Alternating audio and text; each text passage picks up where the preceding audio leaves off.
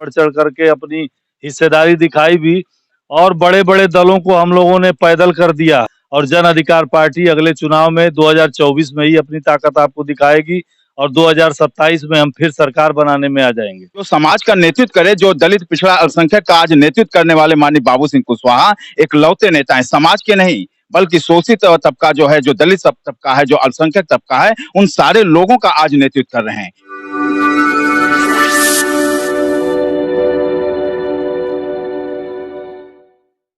साथियों नमस्कार, मैं रजनीश और आप देख रहे हैं जन आदर्श भारत। साथियों आज उपस्थित हैं हम उत्तर प्रदेश की राजधानी लखनऊ में और राजधानी लखनऊ की बात करें तो हम कसमंडा हाउस हैं। ये जन अधिकार पार्टी का कार्यालय है, उत्तर प्रदेश का ये केंद्रीय कार्यालय है और जहां पर हम उपस्थित हैं और हमारे बीच में जन अधिकार पार्टी के नेता हैं और आज हालांकि कार्यकर्ता बैठक थी जन अधिकार पार्टी की, तो पूरा जमावड़ा लगा हुआ है, बड़े बड़े जो पदाधिकारी उत्तर प्रदेश के तो हम सबसे पहले तो वही जानेंगे, लेकिन सबसे पहले जिनसे हम बात करेंगे, बात करें तो जिनका बड़ा कद है जन अधिकार पार्टी में और मूलतः वो गाजीपुर से ही आते हैं, लेकिन अभी पूरा प्रदेश देख रहे हैं। हमारे बीच में हाई कोर्ट के एडवोकेट हैं अजीत प्रताप कुशवाहा जी हमारे बीच में है, जिनसे हम बात करके एक बात जानेंगे कि अभी क्या आज कैसा कार्यक्रम था और किस तरह की हलचल लखनऊ में दिखाई दे रही है। जिधर देख रहे हैं उधर जन अधिकार पार्टी के लोग टोपी लगा करके और उस जो दुपट्टा है जन अधिकार पार्टी का वो लगा करके घूम रहे हैं। तो सबसे पहले कैसा कार्यक्रम था उस बारे में? देखिए रजनीश जी, आज हम लोगों के कार्यकर्ता बैठक थी। चुनाव के बाद विधानसभा के जो चुनाव हुए उसके बाद समीक्षा बैठक हुई थी प्रत्येक मंडल के पदाधिकारियों से और आज हम लोगों के राष्ट्रीय अध्यक्ष जी ने आगे की रणनीति पर चर्चा करने के लिए बैठक बुलाई थी और उसमें आगे जो चुनाव आने वाले हैं, निकाय चुनाव, उनके तैयारी के लिए बारे में बात हुई है। फिर उसके बाद मध्य प्रदेश में चुनाव होना है तो पार्टी वहां भी चुनाव की तैयारी करने के लिए लगेगी। बहुत सारे आज पदाधिकारियों को मध्य प्रदेश में जिम्मेदारी दी गई है और वो सारे लोग लग करके तैयारी करेंगे और राष्ट्रीय अध्यक्ष जी भी लगेंगे मध्य प्रदेश के चुनाव के लिए।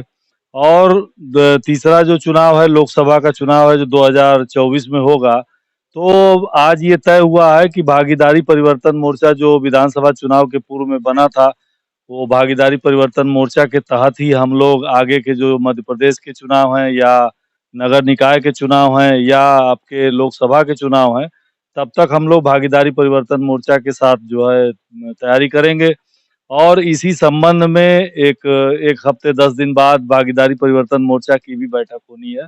इन सब रोकेंगे, एक मिनट रोकेंगे, एक बात जानने का प्रयास करेंगे कि 2022 में अगर भारतीय जनता पार्टी की बात करें, समाजवादी पार्टी की बात करें, बहुजन समाज पार्टी की बात करें, तो एक बड़ा जो है एक मोर्चा जो था भागीदारी परिवर्तन मोर्चा, जो तीसरे मोर्चा के नाम से बड़ा हलचल मचाया था उत्तर प्रदेश में, कि लग रहा था ऐसा कि बड़ा धमाका होने वाला उत्तर प्रदेश में। तो उस तरह की सफलता हालांकि नहीं मिली, वो परफॉर्मेंस नहीं था भागीदारी परिवर्तन मोर्चा का, तो हम क्या समझे, निराशा है कहीं?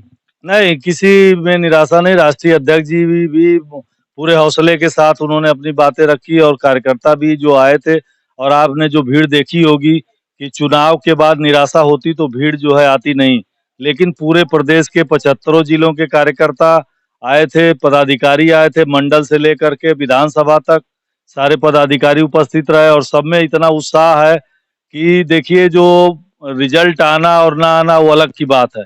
हमने जनता के बीच में जो अपनी बातें रखी हैं उस बात को जनता ने पसंद किया है और जनता में चर्चा भी है बहुत अच्छे तरीके से कि जन अधिकार पार्टी, यदि इस विधानसभा के चुनाव में भारतीय जनता पार्टी और समाजवादी पार्टी को छोड़ दिया जाए तो तीसरा दल कोई लड़ रहा था तो वो भागीदारी परिवर्तन मोर्चा था, जिसमें जन अधिकार पार्टी ने बढ़ चढ़ करके हिस्सा भी लिया और बढ़ चढ़ करके अपनी हिस्सेदारी दिखाई भी और बड़े बड़े दलों को हम लोगों ने पैदल कर दिया है।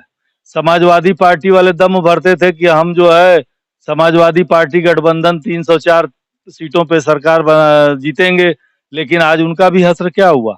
तो जनता के सामने किसी की चलती नहीं है। जनता के बीच में फिर हम उन्हीं मुद्दों को, जिसकी जितनी संख्या भारी उसकी उतनी हिस्सेदारी के मुद्दे पर ही फिर से हम लोग आगे चलेंगे और जनता को यह समझाने का प्रयास करेंगे कि जनता को ठगने का काम भारतीय जनता पार्टी और समाजवादी पार्टी कर रही है। उसमें बहुत सारे नेता आए गए और उन्होंने कहा कि हम जहाँ जाते हैं वहाँ सरकार बनती है, तो आपने देख लिया कि जहाँ वो गए वहाँ इस बार तो सरकार नहीं बनी। वो तो का देखिए, जिस बात हालाँकि राष्ट्रीय सचिव जी जिस तरह की बात कर रहे हैं उसमें हम एक बात और करेंगे। हालाँकि पूरे उत्तर प्रदेश में एक माहौल तो ज़रूर बन गया होगा कि जिस तरह से आप लोग जिस तैयारी से चुनाव लड़ रहे हैं, तो भारतीय जनता पार्टी से केशव प्रसाद मौर्य जी जहाँ एक तरफ दावा कर रहे थे कि हम जिधर होते हैं उधर मुख्यमंत्री बन जाते हैं। दूसरी तरफ स्वामी प्रसाद मौर्य जी थे, समाजवादी पार्टी में चले गए, उन्होंने कहा कि जहाँ हम जाते हैं वो मुख्यमंत्री बन जाते हैं। और दुर्भाग्य ऐसा था उत्तर प्रदेश में कि ये दोनों लोग विधायक नहीं बन पाए। तो उसके लिए तो सीधा-सीधा जो आक्षेप है, वो सीधा-सीधा तो हमको लगता है कहीं न कहीं जन अधिकार पार्टी पर भी ये लोग लगा सकते हैं। जनता तो कहेगी, कुछ कार्यकर्ताओं का क्या स्थिति, वो क्या कह रहा है? देखिए, कार्यकर्ता जो है, हमारे कार्यकर्ता तो उनको कभी नेता नहीं मानते हैं। हमारे कार्यकर्ता माननीय बाबू सिंह कुशवाहा जी को नेता मानते हैं। और जो उनकी बात आप कर रहे हैं, तो वो जो दम भरते थे कि हम जहाँ जाते हैं वहाँ सरकार बनती है, तो इस बार उनका दम भी चूर हो गया। केशव प्रसाद जी बहुत अच्छे नेता, बहुत बड़े नेता, डिप्टी सीएम भी थे, लेकिन चुनाव हार गए, अपने विधानसभा में नहीं जीत पाए। तो कहीं न कहीं लोग उनको नकार रहे हैं और नकारने का नतीजा होगा। आज बल्कि राष्ट्रीय अध्यक्ष जी ने कहा भी मंच से कि सुसीम और श्यामक की जो है समाप्ति होगी तो सम्राट अशोक का राज स्थापित होगा।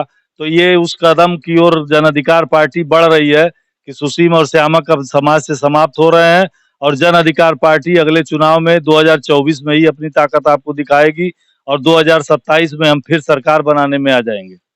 देखिए, हम राष्ट्रीय सचिव जी से बात कर रहे थे। हमारे बीच में एक बेहतरीन नेता जन अधिकार पार्टी के हैं और राष्ट्रीय प्रवक्ता हैं। ज्ञान प्रकाश मौर्य जी हैं जो जन अधिकार पार्टी के राष्ट्रीय प्रवक्ता हैं और जो है बेहतरीन नेताओं में माने जाते हैं। उनसे हम बात करेंगे। पहला सवाल तो हम ये करेंगे कि अब क्या लगता है मौर्य समाज में एक नेता कि अभी कई नेता हैं?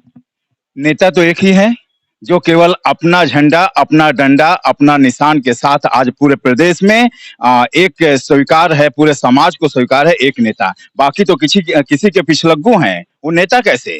जो समाज का नेतृत्व करे, जो दलित पिछड़ा अल्पसंख्यक का आज नेतृत्व करने वाले माननीय बाबू सिंह कुशवाहा एक लौते नेता हैं, समाज के नहीं बल्कि शोषित तबका जो है, जो दलित तबका है, जो अल्पसंख्यक तबका है, उन सारे लोगों का आज नेतृत्व कर रहे हैं। इसलिए एक नेता माननीय बाबू सिंह कुशवाहा। और जो नेता हैं, जो आप समाज के नेता कह रहे हैं, वो किसी के झोला उठा रहे हैं, किसी के पिछलग्गू हैं, वो नेता समाज के नहीं हैं। एक सवाल और करेंगे कि क्या लगता है अभी क्या तैयारी होगी और आने वाला लोकसभा जो चुनाव है उसमें भागीदारी परिवर्तन मोर्चा जो देखिए मोर्चा इससे पहले ही बना था भागीदारी संकल्प मोर्चा जो विधानसभा पहले चुनाव से पहले बिखर गया। अब एक और फिर भागीदारी परिवर्तन मोर्चा बना। तो क्या लगता है कि इसी के जो है ये सब मोर्चा चलेगा कि मतलब कोई और मोर्चा बना? देखिए, मोर्चा जो है सभी की आवश्यकता है। यदि आवश्यकता है तो वो चलेगा। आज वर्तमान में जो ओवैसी जी के साथ है, मोर्चा बनाया गया है भागीदारी परिवर्तन मोर्चा, और जो अन्य दल के लोग मिलकर हैं, सभी की लड़ाई एक है। आज सभी लोग दलित पिछड़े अल्पसंख्यकों की लड़ाई लड़ रहे हैं, सभी महंगाई के खिलाफ लड़ रहे हैं, सभी किसानों की लड़ाई लड़ रहे हैं, मजदूरों की लड़ाई लड़ रहे हैं, हमारे नौजवान जो बेरोजगार हैं उनके नौकरी के लिए लड़ाई लड़ रहे हैं और महिलाओं की सुरक्षा की लड़ाई लड़ रहे हैं। सभी का एक ही जब लड़ाई है, इसलिए सब लोग साथ हैं और आगे रहेंगे। क्या लगता है श्यामा और सुसीम खत्म हो गए? ये खत्म होने की बात नहीं, हम ये मानते ही नहीं।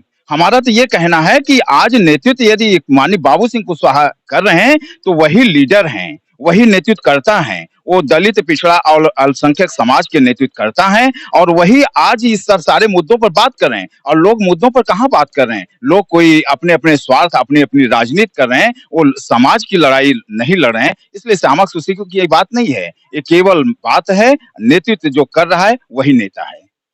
तो देखिए हम राष्ट्रीय प्रवक्ता जी से बात कर रहे थे। हालांकि आज जन अधिकार पार्टी के केंद्रीय कार्यालय में है और जो है आज कार्यकर्ता बैठक थी और इस समय सबसे ज्यादा कार्यकर्ताओं में इस बात की चर्चा थी। और बात करें जब सम्राट अशोक के सम्राट बनने की बारी थी तो सबसे बड़ा जो अड़चन था श्यामा और सुसीम की, आज उसकी सबसे ज्यादा चर्चा हो रही थी। और सीधे तौर पर मैं बता दूं तो श्यामा और सुसीम की जो बात हो रही थी वो सीधे तौर पर भारतीय जनता पार्टी के जो नेता थे, पूर्व मुख्यमंत्री थे, उनसे उनकी बात हो रही थी केशव प्रसाद मौर्य और स्वामी प्रसाद मौर्य को सीधा सीधा और ये बात उनके पर कही जा रही थी। कार्यकर्ताओं में बड़ी चर्चा थी। लेकिन आने वाले समय में जो जन अधिकार पार्टी ने जो बीज बोया था, जो राजनीतिक जमीन तैयार करने की उत्तर प्रदेश में बात चल रही है, तो क्या आने वाले समय में ये फसल जो है वो ललहाएगी? आने वाले समय में क्या फसल बेहतरीन होगी, उगेगी और उसको बेहतरीन तरीके से काटेंगे? ये तो आने वाला वक्त बताएगा। तब तक के लिए आप देखते रहिए जनादर्श भारत।